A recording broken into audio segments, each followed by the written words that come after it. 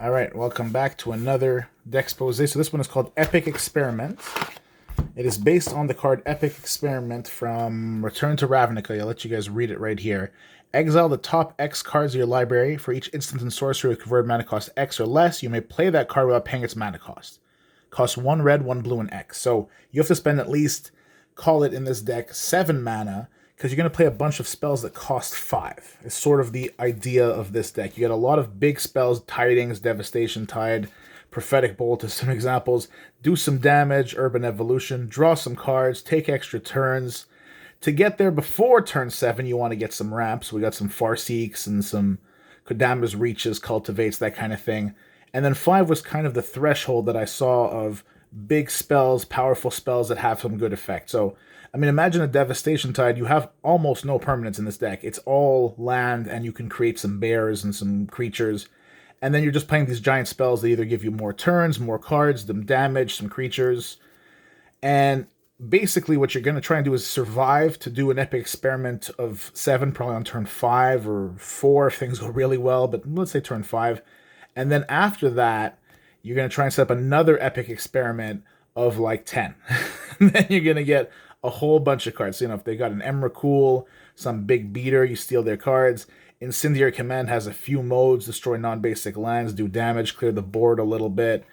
Prophetic Bolt will give you more cards. Lightning Surge, if you start getting Threshold, because this does put cards in the graveyard, starts doing 6 damage. It has Flashback on its own. Here's another masterpiece from Zendikar 2, I guess, Return to Zendikar, or whatever they called it. They're spread throughout my deck, so you'll see them here and there. More Time Warp, Shenanigans, Grisly Fate. Again, with the thresholds, you get 8 power. If you hit a Time Warp, next turn you're going to attack. Look at this, Bear Tokens. I should have more, I think. There's only 2.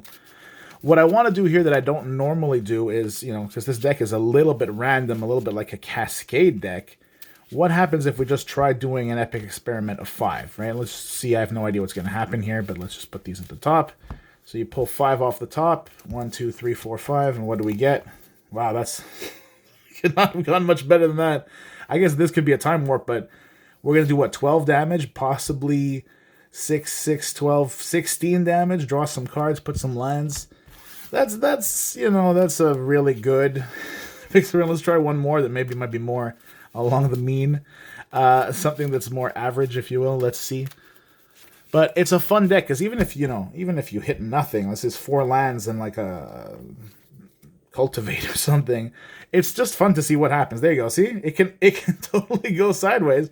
But you know what? You bribe or you pull out, I don't know, Primeval Titan, and things might go really well. So here, we had one great try. We had one pretty bad try, unless the other guy's deck is really ideal for you. They pull out this giant unanswerable Blightsteel Colossus type card. Let's try one more.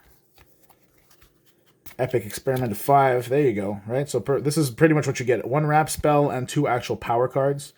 And so here you're going to draw 3 cards, put a land, do 4 damage, maybe destroy something, go get another card, perhaps another Epic Experiment to set up your second Epic Experiment, which will usually win you the game. And again, these decks are not meant to be super competitive, super strong, but they are fun. This is one of my more fun decks. A lot of land gets clumped together when you do these things. That's fine. Imagine an opening hand of 7 cards that all cost 5. That's not the way you want to go. But you have a lot of ramp in this deck, so you should get to your 7 mana threshold by turn 5, and then let the Epic Experiment begin.